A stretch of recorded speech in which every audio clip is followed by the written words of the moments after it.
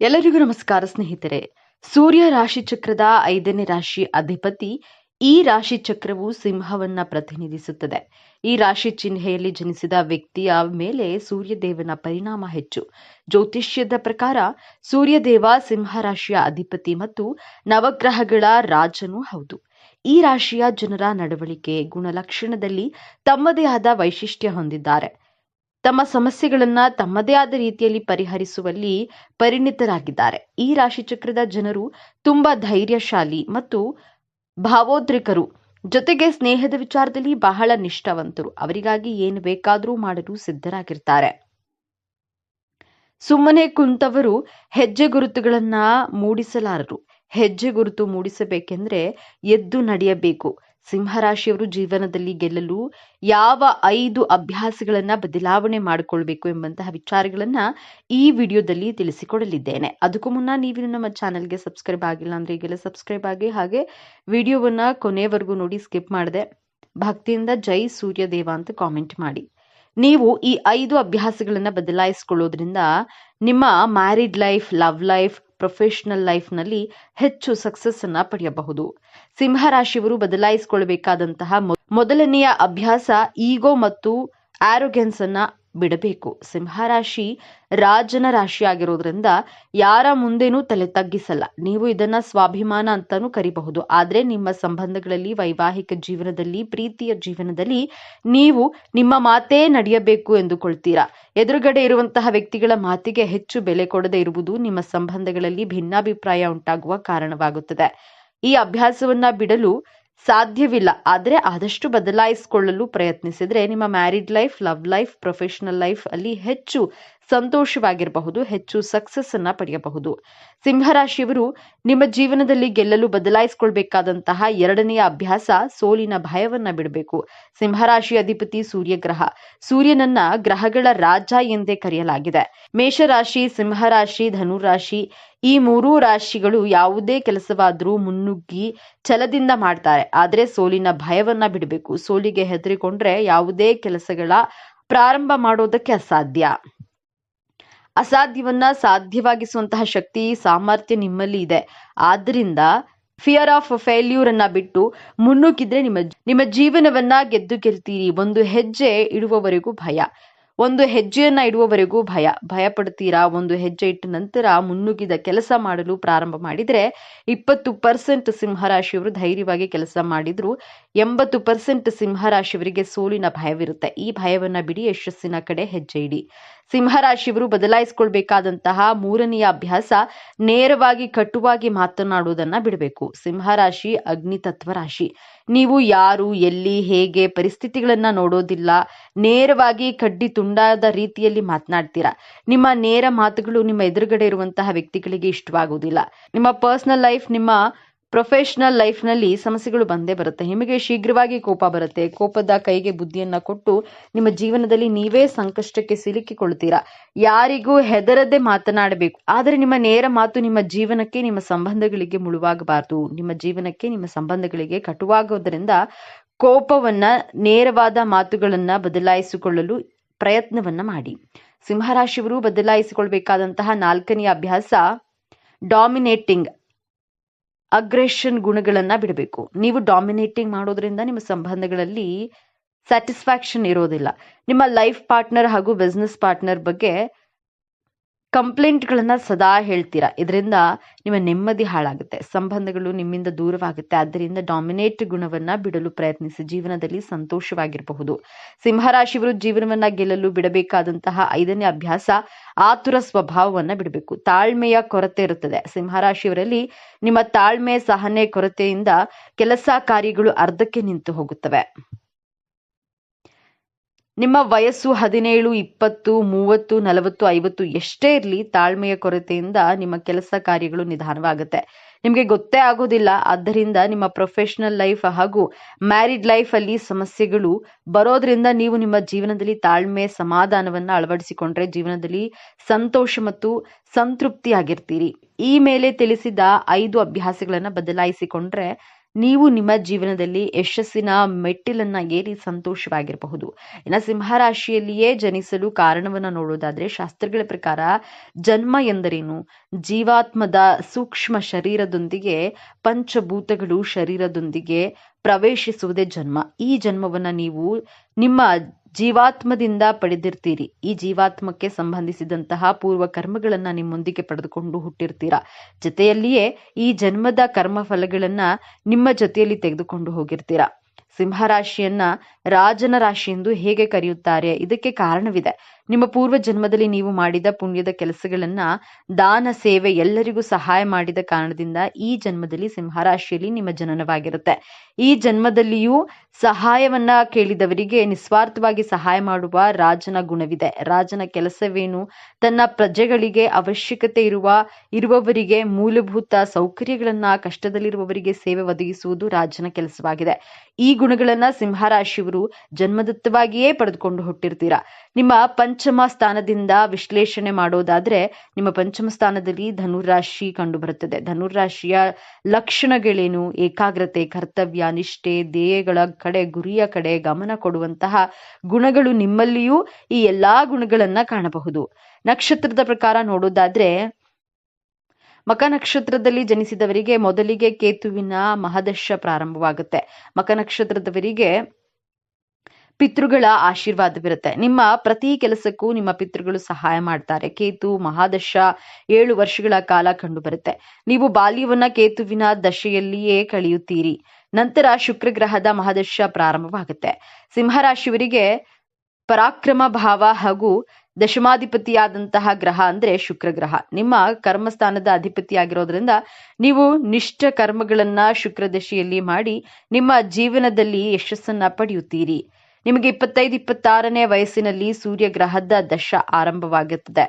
ಸೂರ್ಯ ಮಹಾದಶ ಕಾಲದಲ್ಲಿ ನೀವು ನೇಮ್ ಮತ್ತು ಫೇಮ್ ಅನ್ನ ಮಾಡುತ್ತೀರಿ. ನಿಮ್ಮ ಕಾರ್ಯಕ್ಷೇತ್ರದಲ್ಲಿ, ಈ ಸಮಾಜದಲ್ಲಿ ಗೌರವ, ಪ್ರತಿಷ್ಠೆ, ಕೀರ್ತಿಯನ್ನ ಸಂಪಾದನೆ ಮಾಡ್ತೀರಾ. ನಂತರ ಚಂದ್ರದಶ, ಕುಜದಶ ಪ್ರಾರಂಭವಾಗುತ್ತೆ. ನೀವು ಈ ರಾಶಿಯಲ್ಲಿ ಜನಿಸಿ ಬೇರೆಯವರಿಗಾಗಿ ಸಹಾಯವನ್ನ ಮಾಡ್ತೀರಾ. ಸಹಾಯ ಮಾಡೋದನ್ನ ಯಾರಿಗೂ ಹೇಳಿ ತೋರಿಸೋದಿಲ್ಲ. ಜೀವನದ ಪ್ರಶ್ನೆಗಳಿಗೆ, ಸಮಸ್ಯೆಗಳಿಗೆ ಉತ್ತರ ಕಂಡುಕೊಳ್ಳುವಂತಹ ಗುಣ ಜನ್ಮ ಪಡೆದುಕೊಂಡು ಜನಿಸಿರ್ತೀರಿ. ಸಿಂಹ ರಾಶಿಯವರ ವ್ಯಯಸ್ಥಾನದಲ್ಲಿ ಕಟಕ ರಾಶಿ ಕಂಡು ಬರುವುದರಿಂದ ಕಟಕ ರಾಶಿಯ ಅಧಿಪತಿ ಚಂದ್ರಗ್ರಹ. ಚಂದ್ರಗ್ರಹ ಆಧ್ಯಾತ್ಮಿಕ ಉನ್ನತಿಯನ್ನ ಬಿಂಬಿಸ್ತಾನೆ. ಆಧ್ಯಾತ್ಮಿಕ ದೃಷ್ಟಿಯಿಂದ ಶುಭ ಸ್ಥಾನದಲ್ಲಿರ್ತಾನೆ. ಪೂರ್ವ ಫಾಲ್ಗುಣಿ ನಕ್ಷತ್ರದಲ್ಲಿ ಜನಿಸಿದವರಿಗೆ ಹುಟ್ಟಿನಿಂದಲೇ ಶುಕ್ರದಶ ಪ್ರಾರಂಭವಾಗುತ್ತೆ. ಪೂರ್ವ ಫಾಲ್ಗುಣಿ ನಕ್ಷತ್ರದಲ್ಲಿ ಜನಿಸಿದವರು ಚಿನ್ನದ ಚಮಚವನ್ನ ಬಾಯಿನಲ್ಲಿ ಇಟ್ಟುಕೊಂಡು ಜನಿಸಿರ್ತಾರೆ ಎಂದು ಹೇಳಲಾಗಿದೆ. ನಿಮ್ಮ ಕುಟುಂಬದವರು ನಿಮಗೆ ಅವಶ್ಯಕತೆಗಿಂತ ಹೆಚ್ಚಿನ ಪ್ರೀತಿ ಹಾಗೂ ಕಾಳಜಿಯನ್ನ ತೋರುತ್ತಾರೆ. ನಿಮ್ಮ ಹಣಕಾಸಿನ ವಿಚಾರದಲ್ಲಿ ಹೆಚ್ಚು ತೊಂದರೆಗಳಿರೋದಿಲ್ಲ. ನಿಮ್ಮ ಸೌಭಾಗ್ಯ, ಅದೃಷ್ಟ ಚೆನ್ನಾಗಿರುತ್ತೆ. ಶುಕ್ರ ಗ್ರಹದ ಆಕರ್ಷಕ ಗುಣಗಳು ನಿಮ್ಮಲ್ಲಿ ಕಂಡು ಬರುತ್ತೆ. ಪೂರ್ವ ಫಾಲ್ಗುಣಿ ನಕ್ಷತ್ರದವರು ಬಾಲ್ಯದಿಂದಲೇ ಲಕ್ಸುರಿಯಸ್ ಥಿಂಗ್ಸ್ಗಳಿಗೆ ಖರ್ಚು ಮಾಡುವ, ಜೀವನದ ಆನಂದವನ್ನು ಅನುಭವಿಸುವ ಮೋಜಿನ ಗುಣದವರು. Branded mobile, branded car, luxury ಥಿಂಗ್ಸ್ಗಳು ಇವುಗಳನ್ನೇ ಬಳಸುವುದು. ನೀವು ಕ್ವಾಲಿಟಿಯಲ್ಲಿ ಯಾವುದೇ ರೀತಿಯ ಕಾಂಪ್ರಮೈಸ್ ಆಗೋದಿಲ್ಲ. ಉತ್ತರ ಫಾಲ್ಗುಣಿ ನಕ್ಷತ್ರದಲ್ಲಿ ಜನಿಸಿದವರ ಬಾಲ್ಯ ಬಹಳ ವಿಭಿನ್ನವಾಗಿರುತ್ತೆ.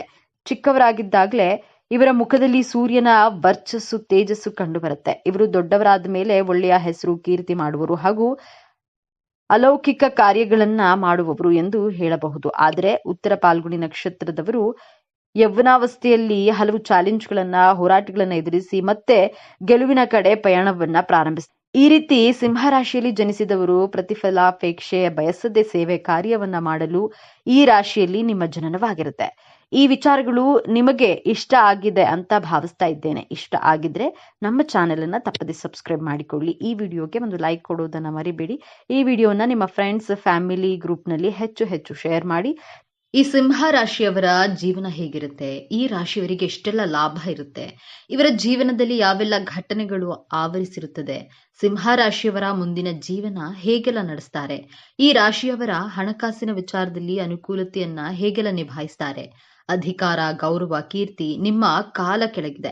ಇದು ಕೇವಲ ಕಲ್ಪನೆಯಲ್ಲ, ಇದು ಸಿಂಹ ರಾಶಿಯಲ್ಲಿ ಜನಿಸಿದವರ ಹುಟ್ಟುಗುಣ. ಆದ್ರೆ ಜಗತ್ತನ್ನೇ ಆಳುವ ಈ ರಾಜನ ಹೃದಯದೊಳಗೆ ಅಡಗಿರುವ ಭಾವನೆಗಳೇನು? ಸೂರ್ಯನಂತೆ ಪ್ರಜ್ವಲಿಸುವ ಇವರ ವ್ಯಕ್ತಿತ್ವದ ಹಿಂದೆ ಇನ್ಯಾರಿಗೂ ಕಾಣದ ಕರಾಳ ಸತ್ಯ ಇದೆ. ಬನ್ನಿ. ಸಿಂಹ ರಾಶಿಯ ಬಂಧುಗಳೇ, ನೀವು ಈಗ ನೋಡುತ್ತಿರುವ ಈ ವಿಡಿಯೋ ಆಕಸ್ಮಿಕವಾಗಿ ನಿಮ್ಮ ಮುಂದೆ ಬಂದಿಲ್ಲ. ನಿಮ್ಮ ಜೀವನದ ಅತ್ಯಂತ ನಿರ್ಣಾಯಕ ಘಟ್ಟದಲ್ಲಿ ನಿಂತಿರುವ ನಿಮಗೆ ನಿಮ್ಮ ಇಷ್ಟ ದೇವರು ಅಥವಾ ನಿಮ್ಮ ಕುಲದೇವರು ಒಂದು ಪ್ರಮುಖ ಸಂದೇಶವನ್ನ ನೀಡಲು ಬಯಸಿದ್ದಾರೆ. ಇಷ್ಟು ದಿನ ನೀವು ಅನುಭವಿಸಿದ ನೋವು, ಅವಮಾನ, ಕಷ್ಟಗಳಿಗೆ ಪ್ರತಿಫಲ ಸಿಗುವ ಸಮಯ ಬಂದಿದೆ. ನಿಮ್ಮ ಜೀವನದ ದಿಕ್ಕು ಯಶಸ್ಸಿನ ಉತ್ತುಂಗಕ್ಕೆ ಇರುತ್ತದೆ ಅಥವಾ ಮತ್ತೆ ಪಾತಾಳಕ್ಕೆ ಕುಸಿಯುತ್ತದೆ. ಈಗ ನಿಮ್ಮ ಭವಿಷ್ಯವನ್ನ ನಿರ್ಧರಿಸಲಿವೆ. ಈ ಸಮಯದಲ್ಲಿ ನಿಮಗೆ ಎದುರಾಗಲಿರುವಂತಹ ದೊಡ್ಡ ಕಠಿಣ ಸವಾಲು ಯಾವುದು, ಅದರಿಂದ ಪಾರಾಗುವುದು ಹೇಗೆ ತಿಳಿಯಲು ಈ ವಿಡಿಯೋವನ್ನ ಸಂಪೂರ್ಣವಾಗಿ ನೋಡಿ. ಯಾಕಂದ್ರೆ ಇದು ನಿಮಗಾಗಿ ಬಂದಿರುವ ದೈವಿಕ ಸಂದೇಶ. ಹಾಗೆ ಜೈ ಉಗ್ರ ನರಸಿಂಹ ಎಂದು ಕಾಮೆಂಟ್ ಮಾಡಿ. ಹಾಗೆ ತಪ್ಪದೇ ವಿಡಿಯೋಗೆ ಲೈಕ್ ಮಾಡಿ. ಮೊದಲಿಗೆ ಇಷ್ಟು ದಿನ ನೀವು ಕಷ್ಟಪಟ್ಟಿದ್ದು ಯಾಕೆ ಎಂದು ತಿಳಿಯೋಣ. ಕಳೆದ ಕೆಲವು ವರ್ಷಗಳಿಂದ, ವಿಶೇಷವಾಗಿ ಈ 2 ವರ್ಷಗಳಲ್ಲಿ ನೀವು ಅನುಭವಿಸಿದ ಯಾತನೆ ಅಷ್ಟಿಷ್ಟಲ್ಲ. ಹೇಳಿಕೊಳ್ಳಲಾಗದ ನೋವು, ಕಾರಣವೇ ಇಲ್ಲದ ಅಪವಾದಗಳು, ಕೈಗೆ ಬಂದ ತುತ್ತು ಬಾಯಿಗೆ ಬಾರದ ಸ್ಥಿತಿ, ಆರ್ಥಿಕವಾಗಿ ಎಷ್ಟೊಂದು ಕಷ್ಟ ಎದುರಿಸಿದ್ದೀರಿ ಅಂದ್ರೆ ನಾಳೆ ಎನ್ನುವ ಚಿಂತೆ ನಿಮ್ಮನ್ನ ರಾತ್ರಿ ನಿದ್ದೆ ಮಾಡಲು ಬಿಡಲಿಲ್ಲ. ನಿಮ್ಮದಲ್ಲದ ತಪ್ಪಿಗೆ ನೀವು ಅವಮಾನ ಎದುರಿಸಬೇಕಾಯಿತು. ನೀವು ಪ್ರಾಣಕ್ಕಿಂತ ಹೆಚ್ಚಾಗಿ ನಂಬಿದವರೇ ನಿಮಗೆ ಬೆನ್ನಿಗೆ ಚೂರಿ ಹಾಕಿದ್ರು. ಇದಕ್ಕೆಲ್ಲ ಕಾರಣ ಏನು? ನಿಮ್ಮ ಪ್ರಯತ್ನದಲ್ಲಿ ಯಾವುದೇ ದೋಷವಿರಲಿಲ್ಲ. ಆದ್ರೆ ಗ್ರಹಗಳ ಸ್ಥಿತಿ, ವಿಶೇಷವಾಗಿ ಶನಿ ಮಹಾತ್ಮನ ದೃಷ್ಟಿ ಮತ್ತು ರಾಹುಕೇತುಗಳ ಸಂಚಾರವು ನಿಮ್ಮ ಅಕ್ಷರಶಃ ಹಿಂಡಿ ಹಿಪ್ಪೆ ಮಾಡಿತ್ತು. ಇದು ನಿಮ್ಮ ಜೀವನದ ಒಂದು ಅಗ್ನಿ ಪರೀಕ್ಷೆಯಾಗಿತ್ತು. ದೇವರು ನಿಮ್ಮನ್ನ ಶುದ್ಧ ಚಿನ್ನವನ್ನಾಗಿ ಮಾಡಲು ಇಷ್ಟೆಲ್ಲ ಪರೀಕ್ಷೆಗಳನ್ನ ಕೊಟ್ಟನು. ಆದ್ರೆ ಆ ಕಷ್ಟದ ದಿನಗಳು, ಆ ಕರಾಳ ಅಧ್ಯಾಯ ಈಗ ಮುಗಿಯುವ ಹಂತಕ್ಕೆ ಬಂದಿದೆ. ಹೌದು, ಈ ಸಮಯವನ್ನ ನಿಮ್ಮ ಜೀವನದ ಸುವರ್ಣ ಯುಗ ಎಂದು ಬರೆದಿಟ್ಕೊಳ್ಳಿ. ಗುರುಬಲದ ಸಂಪೂರ್ಣ ಕೃಪೆ ಮತ್ತು ನೀವು ಪಟ್ಟ ಶ್ರಮಕ್ಕೆ ಶನಿ ಮಹಾತ್ಮನು ಈಗ ಪ್ರತಿಫಲವನ್ನ ನೀಡಲು ಸಿದ್ಧನಾಗಿದ್ದಾನೆ. ನಿಮ್ಮ ಜೀವನದ ಪ್ರತಿಯೊಂದು ಕ್ಷೇತ್ರವು ಹೇಗೆ ಅದ್ಭುತವಾಗಿ ಬದಲಾಗುತ್ತೆ ಎಂದು ಈಗ ಒಂದೊಂದಾಗಿ ನೋಡೋಣ. ಮೊದಲನೆಯದಾಗಿ ನಿಮ್ಮ ವೃತ್ತಿ ಜೀವನ. ಎಷ್ಟೋ ದಿನಗಳಿಂದ ಒಂದೇ ಜಾಗದಲ್ಲಿ ಕೂತು ಎಷ್ಟೇ ಪ್ರಾಮಾಣಿಕವಾಗಿ ದುಡಿದ್ರೂ ನಿಮಗೆ ಪ್ರಶಂಸೆ ಸಿಗ್ಲಿಲ್ಲ, ಪ್ರಮೋಷನ್ ಕೂಡ ಸಿಗ್ಲಿಲ್ಲ. ನಿಮ್ಮ ಮೇಲಾಧಿಕಾರಿಗಳು ನಿಮ್ಮನ್ನ ಗುರುತಿಸುತ್ತಲೇ ಇರಲಿಲ್ಲ. ಆದ್ರೆ ಈ ಉತ್ತಮ ಸಮಯದಲ್ಲಿ ಗ್ರಹಗಳ ಸಂಚಾರವು ನಿಮ್ಮ ವೃತ್ತಿ ಸ್ಥಾನವನ್ನ ಅತ್ಯಂತ ಬಲಪಡಿಸುತ್ತಿದೆ. ಯಾರು ನಿಮ್ಮನ್ನ ತುಳಿಯಲು ಪ್ರಯತ್ನಿಸ್ತಿದ್ರೋ ಅವರೇ ನಿಮ್ಮ ಸಹಾಯವನ್ನ ಕೇಳಿ ಬರುವ ಸಮಯವಿದು. ಅನಿರೀಕ್ಷಿತವಾಗಿ ಒಂದು ದೊಡ್ಡ ಜವಾಬ್ದಾರಿ ಅಥವಾ ನೀವು ವರ್ಷಗಳಿಂದ ಕಾಯುತ್ತಿದ್ದ ಕೆಲಸ ನಿಮ್ಮ ಕೈ ಸೇರಲಿದೆ. ಇನ್ನು ಉದ್ಯೋಗ ಬದಲಾವಣೆ ಮಾಡಬೇಕು ಎಂದುಕೊಂಡವರಿಗೆ, ಈಗಿರುವ ಕೆಲಸ ಬಿಡಬೇಕಾ ಬೇಡವಾ ಎಂಬ ಮಹಾ ಗೊಂದಲದಲ್ಲಿದ್ದ ನಿಮಗೆ ಈ ಸಮಯ ಅತ್ಯಂತ ಶುಭ ಸಮಯ. ನಿಮಗೆ ಬರುವ ಹೊಸ ಉದ್ಯೋಗದ ಅವಕಾಶಗಳು ನೀವು ಕನಸಿನಲ್ಲೂ ನಿರೀಕ್ಷೆ ಮಾಡೋದಕ್ಕಿಂತ ದೊಡ್ಡ ಮಟ್ಟದಲ್ಲಿರುತ್ತೆ. ಸಂಬಳ, ಹುದ್ದೆ ಎರಡರಲ್ಲೂ ದೊಡ್ಡ ಏರಿಕೆಯನ್ನ ಕಾಣ್ತೀರಿ. ವಿದೇಶಕ್ಕೆ ಹೋಗುವ ಪ್ರಯತ್ನದಲ್ಲಿದ್ರೆ, ವೀಸಾ ನಿರೀಕ್ಷೆಯಲ್ಲಿದ್ದವರಿಗೆ ಶುಭ ಸುದ್ದಿ ನಿಮ್ಮ ಕಿವಿಗೆ ಬೀಳಲಿದೆ. ಸರ್ಕಾರಿ ಉದ್ಯೋಗಕ್ಕಾಗಿ ಪರೀಕ್ಷೆ ಬರೆದು ಕಾಯ್ತಿರುವವರಿಗೆ ನಿಮ್ಮ ಹೆಸರು ಪಟ್ಟಿಯಲ್ಲಿ ಬರುವ ಸಾಧ್ಯತೆ ಸ್ಪಷ್ಟವಾಗಿ ಕಾಣ್ತಿದೆ. ಧೈರ್ಯವಾಗಿ ಮುನ್ನುಗ್ಗಿ ಯಶಸ್ಸು ನಿಮ್ಮದೇ. ಎರಡನೆಯದಾಗಿ ಶತ್ರುಗಳ ಕಾಟ ಮತ್ತು ಕೋರ್ಟ್ ಕಚೇರಿ ವಿಚಾರಗಳು. ನಿಮ್ಮ ಬೆನ್ನ ಹಿಂದೆ ಮಾತನಾಡುವವರು, ನಿಮ್ಮ ಏಳಿಗೆಗಳನ್ನು ಸಹಿಸದ ಗುಪ್ತ ಶತ್ರುಗಳು, ನಿಮ್ಮ ವಿರುದ್ಧವೇ ಪಿತೂರಿ ಮಾಡುವವರಿಂದ ನೀವು ಬಹಳಷ್ಟು ನೊಂದಿದ್ದೀರಿ. ಆದ್ರೆ ಈ ಸಮಯದಲ್ಲಿ ನಿಮ್ಮ ರಾಶಿಯಾಧಿಪತಿಯಾದ ಮಂಗಳನ ಕೃಪೆಯಿಂದ ಆ ಶತ್ರುಗಳು ತಾವಾಗಿಯೇ ನಾಶವಾಗ್ತಾರೆ. ಅವರ ನಿಜ ಬಣ್ಣ ಎಲ್ಲರ ಮುಂದೆ ಬಯಲಾಗುತ್ತೆ. ನಿಮಗೆ ಕೆಟ್ಟದ್ದು ಬಯಸಿದವರು ಅವರೇ ದೊಡ್ಡ ಕಷ್ಟಕ್ಕೆ ಸಿಲುಕೋದನ್ನ ನೀವು ನಿಮ್ಮ ಕಣ್ಣಾರೆ ಕಾಣ್ತೀರಿ. ನಿಮ್ಮ ಮೇಲಿದ್ದ ದೃಷ್ಟಿದೋಷ, ನಕಾರಾತ್ಮಕ ಶಕ್ತಿಗಳು ಸಂಪೂರ್ಣವಾಗಿ ದೂರವಾಗಲಿವೆ. ಇನ್ನು ಆಸ್ತಿ ವಿವಾದ, ಸುಳ್ಳು ಕೇಸುಗಳು ಅಥವಾ ವಿಚ್ಛೇದನದಂತಹ ಕೋರ್ಟ್ ಕಚೇರಿ ವಿಚಾರಗಳಲ್ಲಿ ಸಿಲುಕಿ ವರ್ಷಗಳಿಂದ ಅಲೆದು ನಿಮ್ಮ ಸಮಯ, ಹಣ ಮತ್ತು ಮಾನಸಿಕ ನೆಮ್ಮದಿ ಎಲ್ಲವೂ ಹಾಳಾಗಿತ್ತು. ಆದ್ರೆ ಇದೀಗ ದೈವಿಕ ನ್ಯಾಯ ನಿಮ್ಮ ಪರವಾಗಿ ನಿಲ್ಲಲಿದೆ. ಕೇಸಿನಲ್ಲಿ ನಿಮಗೆ ಜಯ ಸಿಗೋದು ನಿಶ್ಚಿತ. ನಿಮ್ಮ ಮೇಲಿದ್ದ ಅಪವಾದಗಳು ಸುಳ್ಳು ಎಂದು ಸಾಬೀತಾಗುತ್ತೆ. ನಿಮ್ಮ ಆಸ್ತಿ, ನಿಮ್ಮ ಗೌರವ ನಿಮಗೆ ಮರಳಿ ಸಿಗಲಿದೆ. ಮೂರನೆಯದಾಗಿ ಗಂಡ ಹೆಂಡತಿಯ ಸಂಬಂಧ, ಸಣ್ಣ ಸಣ್ಣ ವಿಷಯಕ್ಕೂ ಜಗಳ, ಅನಗತ್ಯ ಮನಸ್ತಾಪ, ಇಬ್ಬರ ನಡುವೆ ಮೂರನೇ ವ್ಯಕ್ತಿಯ ಪ್ರವೇಶದಿಂದ ಸಂಬಂಧವು ಹಳಸಿ ಹೋಗಿತ್ತು. ವಿಚ್ಛೇದನದ ಅಂಚಿಗೆ ತಲುಪಿದ್ದೀರಿ. ಆದ್ರೆ ಈ ಶುಭ ಸಮಯದಲ್ಲಿ ನಿಮ್ಮಿಬ್ಬರ ನಡುವಿನ ಪ್ರೀತಿಯನ್ನ ಮತ್ತೆ ಚಿಗುರಿಸುತ್ತದೆ. ಗುರುಬಲದಿಂದ ನಿಮ್ಮ ನಡುವಿನ ಎಲ್ಲಾ ತಪ್ಪು ತಿಳುವಳಿಕೆಗಳು ದೂರವಾಗಿ ಅನ್ಯೋನ್ಯತೆ ಹೆಚ್ಚುತ್ತದೆ. ನಿಮ್ಮ ಸಂಬಂಧ ಮತ್ತೆ ಮೊದಲಿನಂತೆ ಮಧುರವಾಗಲಿದೆ. ಇನ್ನು ಮದುವೆಯಾಗದ ಸಿಂಹರಾಶಿಯ ಯುವಕ ಯುವತಿಯರಿಗೆ ಉತ್ತಮವಾದ ಸಂಬಂಧವನ್ನ ಕೊಡಬಲ್ಲಿರಿ. ನಿಮ್ಮ ಮದುವೆ ನಿಶ್ಚಯವಾಗುವ ಎಲ್ಲಾ ಸಂಭವವಿದೆ. ಹಾಗೆ ಸಂತಾನ ಭಾಗ್ಯಕ್ಕಾಗಿ ಎಷ್ಟು ವರ್ಷಗಳಿಂದ ಕಾಯ್ತಿದ್ದ ದಂಪತಿಗಳಿಗೆ ವೈದ್ಯರ ಬಳಿ ಅಲೆದು ಸಾಕಾಗಿ ಪೂಜೆ ವ್ರತಗಳನ್ನ ಮಾಡಿ ಕಣ್ಣೀರು ಹಾಕಿದ್ದೀರಿ. ನಿಮ್ಮ ಈ ನೋವಿನ ಕಣ್ಣೀರಿಗೆ ಈಗ ಬೆಲೆ ಸಿಗಲಿದೆ. ಸಂತಾನ ಕಾರಕನಾದ ಗುರುವು ನಿಮ್ಮ ಪಂಚಮ ಸ್ಥಾನವನ್ನ ಬಲಪಡಿಸುತ್ತಿದ್ದಾನೆ. ನಿಮ್ಮ ಮನೆಯಲ್ಲಿ ತೊಟ್ಟಿಲು ತೂಗುವ ಶುಭ ಸುದ್ದಿ ನಿಮ್ಮ ಕಿವಿಗೆ ಬೀಳಲಿದೆ. ನಿಮ್ಮ ವಂಶ ಬೆಳಗಲು ಒಬ್ಬ ಕುಲದೀಪಕನ ಆಗಮನವಾಗಲಿದೆ. 4ನೇದಾಗಿ ನಿಮ್ಮ ಮಕ್ಕಳ ವಿದ್ಯಾಭ್ಯಾಸ, ನಿಮ್ಮ ಮಕ್ಕಳ ಹಠಮಾರಿತನ, ಓದಿನಲ್ಲಿ ಗಮನ ಇಲ್ಲದಿರುವುದು ಅಥವಾ ಅವರ ಆರೋಗ್ಯದ ಬಗ್ಗೆ ನಿಮಗೆ ದೊಡ್ಡ ಚಿಂತೆಯಾಗಿತ್ತು. ಅವರು ದಾರಿ ತಪ್ಪಿದ್ದಾರೆ ಎಂಬ ಭಯ ನಿಮ್ಮನ್ನ ಕಾಡ್ತಿತ್ತು. ಆದ್ರೆ ಇದೀಗ ನಿಮ್ಮ ಮಕ್ಕಳಲ್ಲಿ ಅದ್ಭುತವಾದ ಸಕಾರಾತ್ಮಕ ಬದಲಾವಣೆಯನ್ನ ಕಾಣ್ತೀರಿ. ಅವರೇ ಜವಾಬ್ದಾರಿಯಿಂದ ಓದಲು ಪ್ರಾರಂಭಿಸ್ತಾರೆ. ಉನ್ನತ ಶಿಕ್ಷಣಕ್ಕಾಗಿ ಅವರು ಬಯಸಿದ ಕಾಲೇಜಿನಲ್ಲಿ ಸೀಟು ಸಿಗಲಿದೆ. ಅವರ ಆರೋಗ್ಯದಲ್ಲಿ ಚೇತರಿಕೆ ಕಂಡು, ಅವರ ನಡವಳಿಕೆಯಲ್ಲಿ ಸಕಾರಾತ್ಮಕ ಬದಲಾವಣೆ ಕಂಡು ಸಮಾಜದಲ್ಲಿ ನಿಮಗೊಂದು ಹೆಮ್ಮೆ ಮತ್ತು ಗೌರವವನ್ನ ತಂದುಕೊಡ್ತಾರೆ. ನಿಮ್ಮ ಚಿಂತೆ ದೂರವಾಗಲಿದೆ.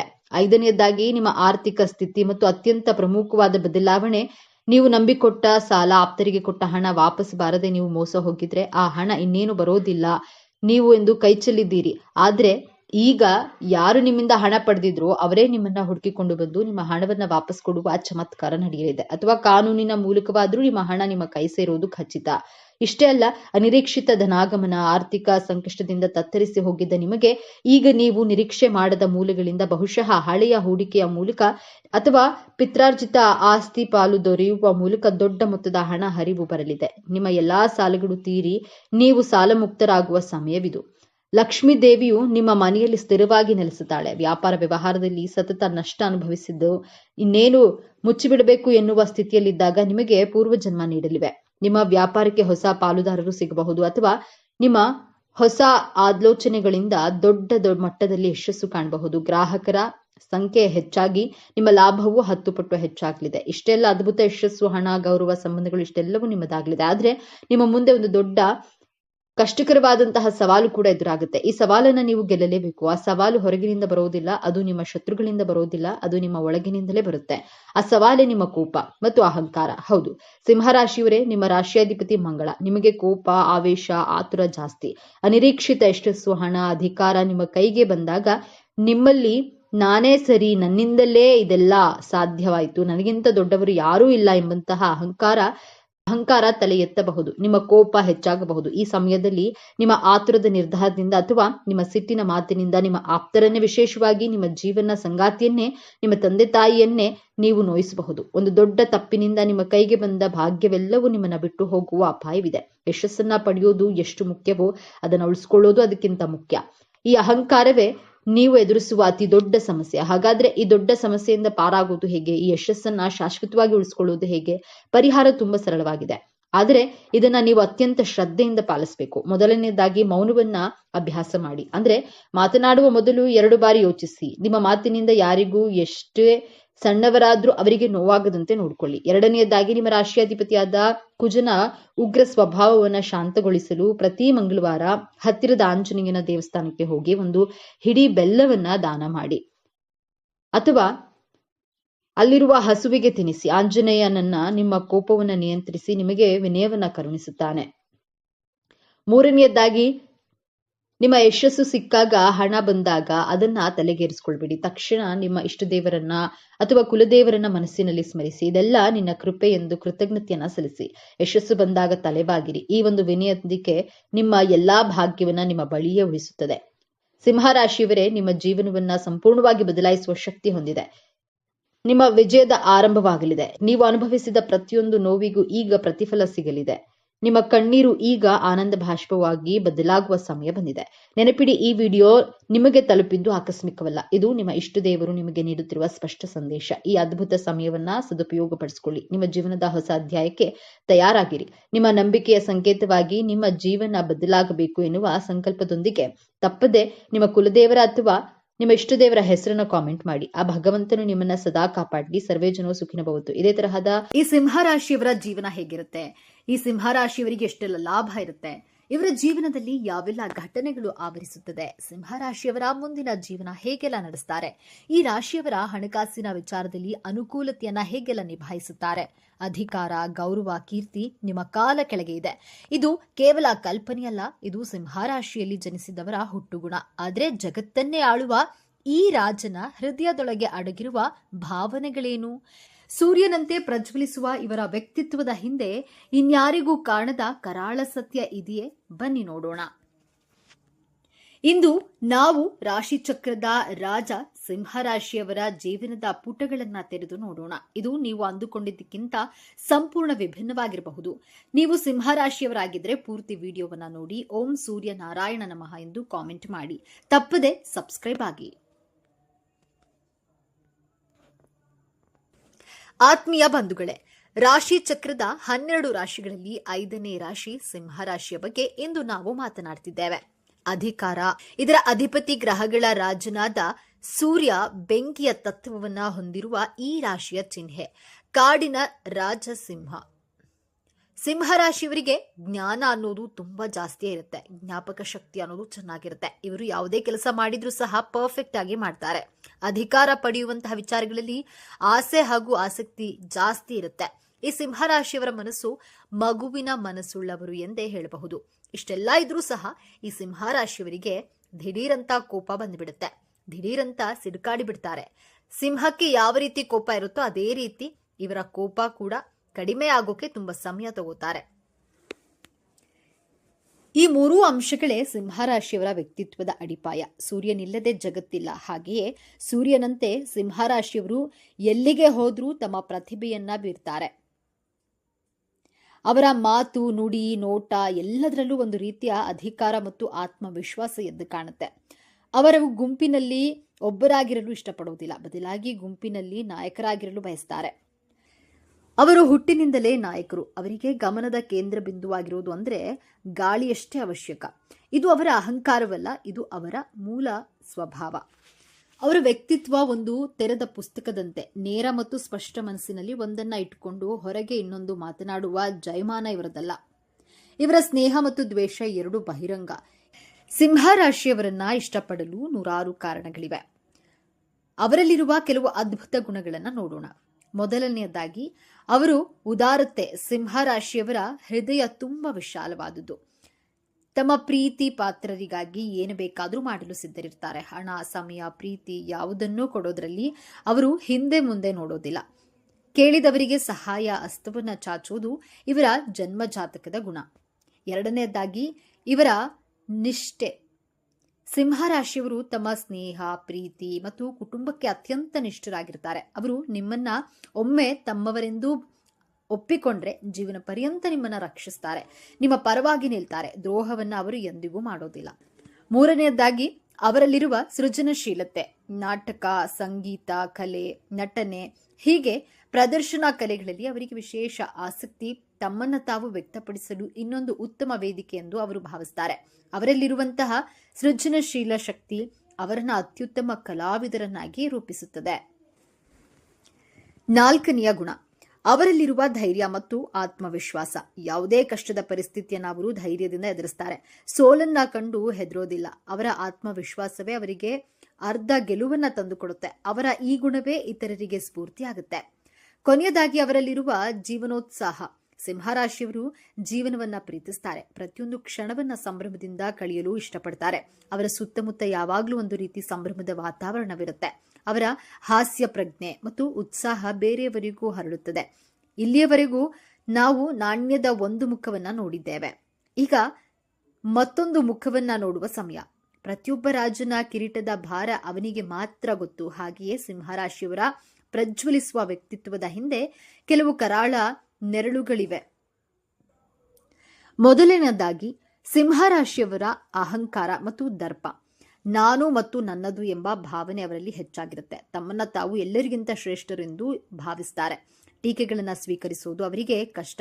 ಯಾರಾದರೂ ತಮ್ಮನ್ನ ಪ್ರಶ್ನಿಸಿದ್ರೆ ಅಥವಾ ಅವಮಾನಿಸಿದ್ರೆ ಸಿಂಹದಂತೆ ಗರ್ಜಿಸ್ತಾರೆ. ಆದರೆ ಅದರ ಹಿಂದಿನ ರಹಸ್ಯವೇನು ಗೊತ್ತೇ?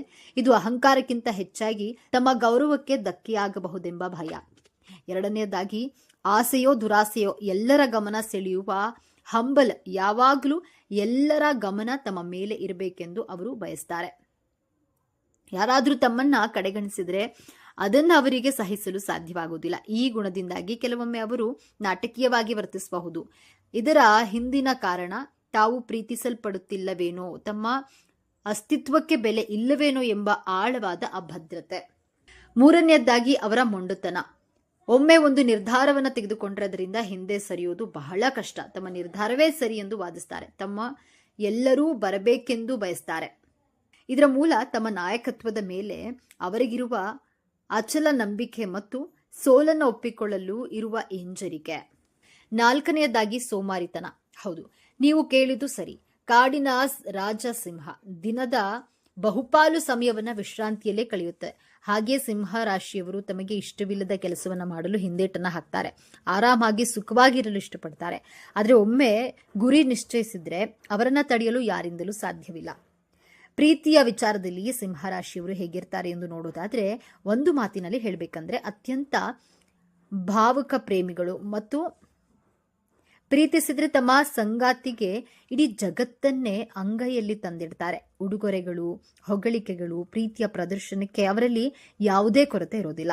ಅವರು ತಮ್ಮ ಸಂಗಾತಿಯನ್ನ ರಾಣಿ ಅಥವಾ ರಾಜನಂತೆ ನೋಡಿಕೊಳ್ತಾರೆ. ಆದರೆ ಪ್ರತಿಯಾಗಿ ಅವರಿಗೂ ಅಷ್ಟೇ ಪ್ರಮಾಣದ ಪ್ರೀತಿ, ಗೌರವ ಮತ್ತು ಮುಖ್ಯವಾಗಿ ಆರಾಧನೆ ಬೇಕು. ಅವರ ಪ್ರೀತಿ ಷರತ್ತುಬದ್ಧವಲ್ಲ, ಆದರೆ ಅವರ ನಿರೀಕ್ಷೆಗಳು ಹೆಚ್ಚಿರುತ್ತವೆ. ತಮ್ಮ ಸಂಗಾತಿಯ ಬಗ್ಗೆ ಅವರಿಗೆ ಅತಿಯಾದ ಪೊಸೆಸಿವ್ನೆಸ್ ಇರುತ್ತೆ.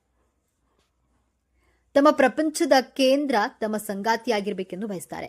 ಸಂಗಾತಿಯ ಜೀವನದಲ್ಲಿ ತಮಗೆ ಮೊದಲ ಆದ್ಯತೆ ಸಿಗಬೇಕೆಂದು ನಿರೀಕ್ಷಿಸ್ತಾರೆ. ಸಿಂಹರಾಶಿಯವರ ನಿಷ್ಠಾವಂತ ಹೃದಯವನ್ನ ಗೆದ್ರೆ ನಿಮಗಿಂತ ಅದೃಷ್ಟವಂತರು ಯಾರೂ ಇರಲಾರರು. ಆದರೆ ಅವರ ಸ್ವಾಭಿಮಾನಕ್ಕೆ ಧಕ್ಕೆ ಆದ್ರೆ ಆ ಸಂಬಂಧವನ್ನು ಉಳಿಸಿಕೊಳ್ಳುವುದು ಕಷ್ಟ. ಅವರಿಗೆ ಹೊಂದಾಣಿಕೆಯಾಗುವ ರಾಶಿಗಳೆಂದ್ರೆ ಅವರ ಬೆಂಕಿಯ ತತ್ವಕ್ಕೆ ಸಾಥು ನೀಡುವ ಮೇಷ ಮತ್ತು ಧನುರಾಶಿ ಹಾಗೂ ಗಾಳಿಯ ತತ್ವದ ಮಿಥುನ, ತುಲಾ ಮತ್ತು ಕುಂಭರಾಶಿಯವರು. ಅವರ ವ್ಯಕ್ತಿತ್ವವನ್ನ ಸಮತೋಲನಗೊಳಿಸಬಲ್ಲರು. ವೃತ್ತಿ ಜೀವನದ ವಿಷಯಕ್ಕೆ ಬಂದ್ರೆ ಸಿಂಹರಾಶಿಯವರು ಹುಟ್ಟಿನಿಂದಲೇ ಆಳಲು ಅವರು ಬೇರೆಯವರ ಕೈ ಕೆಳಗೆ ಕೆಲಸ ಮಾಡಲು ಇಷ್ಟಪಡುವುದಿಲ್ಲ. ಅವರು ತಮ್ಮದೇ ಆದ ಸಾಮ್ರಾಜ್ಯವನ್ನು ಕಟ್ಟಲು ಬಯಸ್ತಾರೆ. ನಾಯಕತ್ವದ ಗುಣವಿರೋದ್ರಿಂದ ಅವರು ಮ್ಯಾನೇಜರ್, ಸಿಇಒ, ತಂಡದ ನಾಯಕರಾಗಿ ಅದ್ಭುತವಾಗಿ ಯಶಸ್ವಿಯಾಗ್ತಾರೆ. ಅವರಲ್ಲಿರುವ ಸೃಜನಶೀಲತೆ ಅವರನ್ನ ಮನೋರಂಜನಾ ಕ್ಷೇತ್ರ, ಸಿನಿಮಾ, ರಂಗಭೂಮಿ, ಈವೆಂಟ್ ಮ್ಯಾನೇಜ್ಮೆಂಟ್ ನತ್ತ ಸೆಳೆಯುತ್ತೆ. ರಾಜಕೀಯ ಕೂಡ ಅವರಿಗೆ ಹೇಳಿ ಮಾಡಿಸಿದ ಕ್ಷೇತ್ರ. ಜನರ ಗಮನ ಸೆಳೆಯುವ ಮತ್ತು ಅವರನ್ನ ಪ್ರೇರೇಪಿಸುವ ಕಲೆ ಅವರಿಗೆ ಹುಟ್ಟಿನಿಂದಲೇ ಬಂದಿರುತ್ತೆ. ಉದ್ಯಮಶೀಲತೆ ಅವರ ರಕ್ತದಲ್ಲಿಯೇ ಇದೆ. ತಮ್ಮದೇ ಆದ ಬ್ರ್ಯಾಂಡ್ ಅನ್ನ ಸ್ಥಾಪಿಸಿ ಅದನ್ನ ಉನ್ನತ ಮಟ್ಟಕ್ಕೆ ಕೊಂಡೊಯ್ಯುವ ಧೈರ್ಯ ಅವರಲ್ಲಿದೆ. ಹಣ ಮತ್ತು ಕೀರ್ತಿ ಎರಡೂ ಅವರಿಗೆ ಮುಖ್ಯ. ಅವರು ಮಾಡುವ ಕೆಲಸದಿಂದ ಸಮಾಜದಲ್ಲಿ ಒಂದು ಉನ್ನತ ಸ್ಥಾನಮಾನವನ್ನ ಪಡೆಯಬೇಕೆಂಬ ಮಹತ್ವಾಕಾಂಕ್ಷೆ ಅವರಲ್ಲಿರುತ್ತೆ. ಹಾಗಾದ್ರೆ ಸಿಂಹರಾಶಿಯವರ ಜೀವನದ ಅಂತಿಮ ಪಾತ್ರವೇನು, ಅವರ ಮಹತ್ವದ ಕೊನೆಯ ತಿರುವು ಯಾವುದು ಎಂದು ನೋಡೋದಾದ್ರೆ, ಅವರ ಅತಿ ದೊಡ್ಡ ಶಕ್ತಿಯೇ ಸೂರ್ಯ. ಆದರೆ ಅವರ ಅತಿದೊಡ್ಡ ಸವಾಲು ಕೂಡ ಅದೇ ಸೂರ್ಯ. ಹೊರಗಿನ ಜಗತ್ತನ್ನ ಬೆಳಗುವ ಉತ್ಸಾಹದಲ್ಲಿ ಅವರು ಕೆಲವೊಮ್ಮೆ ತಮ್ಮ ಒಳಗಿನ ಜಗತ್ತನ್ನ ಮರೆತು ಬಿಡ್ತಾರೆ. ನಿರಂತರವಾಗಿ ಬೇರೆಯವರಿಂದ ಹೊಗಳಿಕೆ ಮತ್ತು ಮನ್ನಣೆಯನ್ನ ಬಯಸುವುದು ಅವರ ನಿಜವಾದ ಶಕ್ತಿಯನ್ನ ಕುಂದಿಸುತ್ತದೆ. ಸಿಂಹರಾಶಿಯವರು ಕಲಿಯಬೇಕಾದ ಅತಿ ದೊಡ್ಡ ಪಾಠವೇನೆಂದ್ರೆ, ನಿಜವಾದ ರಾಜ ಅಥವಾ ರಾಣಿ ಅಂದ್ರೆ ಹೊರಗಿನಿಂದ ಆಳುವವರಲ್ಲ, ಮೊದಲು ತಮ್ಮನ್ನ ತಾವು ಆಳುವವರು. ತಮ್ಮ ಅಹಂಕಾರವನ್ನ ನಿಯಂತ್ರಿಸಿ ತಮ್ಮ ಹೃದಯ ಮಾತನ್ನ ಕೇಳಿದಾಗ ಅವರಿಗೆ ಬೇರೆಯವರ ಮನ್ನಣೆಯ ಅವಶ್ಯಕತೆ ಇರುವುದಿಲ್ಲ. ಅವರ ಒಳಗಿನ ಸೂರ್ಯನೇ ಅವರಿಗೆ ದಾರಿ ತೋರಿಸುತ್ತಾನೆ. ಸಿಂಹರಾಶಿಯವರೇ, ನಿಮ್ಮ ಜೀವನದ ಸಿಂಹಾಸನ ಬೇರೆಯವರ ಕಣ್ಣುಗಳಲ್ಲಿಲ್ಲ, ಅದು ನಿಮ್ಮ ಹೃದಯದಲ್ಲಿದೆ. ನಿಮ್ಮ ಉದಾರತೆ ಮತ್ತು ಪ್ರೀತಿಯನ್ನ ಮೊದಲು ನಿಮಗೆ ನೀವು ನೀಡಿ, ಆಗ ಇಡೀ ಜಗತ್ತು ನಿಮ್ಮನ್ನ ಗೌರವಿಸುತ್ತೆ. ಕೇವಲ ನಿಮ್ಮ ಸ್ಥಾನಕ್ಕಲ್ಲ, ನಿಮ್ಮ ನಿಜವಾದ ವ್ಯಕ್ತಿತ್ವಕ್ಕಾಗಿ ನೀವು ರಾಜ. ನಿಮ್ಮ ಸಾಮ್ರಾಜ್ಯ ನಿಮ್ಮೊಳಗೆ ಇದೆ. ಅದನ್ನ ಅನ್ವೇಷಿಸಿ ಮತ್ತು ಸಂಭ್ರಮಿಸಿ. ಈ ವಿಶ್ಲೇಷಣೆ ಇಷ್ಟವಾಗಿದ್ರೆ ತಪ್ಪದೆ ಸಬ್ಸ್ಕ್ರೈಬ್ ಮಾಡಿ, ಈ ವಿಡಿಯೋ ಲೈಕ್ ಮಾಡಿ, ಸಿಂಹರಾಶಿಯವರೊಂದಿಗೆ ಶೇರ್ ಮಾಡಿ. ಎಲ್ಲರೂ ಭಕ್ತಿಯಿಂದ ಓಂ ಶ್ರೀ ಮಹಾಲಕ್ಷ್ಮಿ ನಮಃ ಅಂತ ಕಾಮೆಂಟ್ ಮಾಡಿ.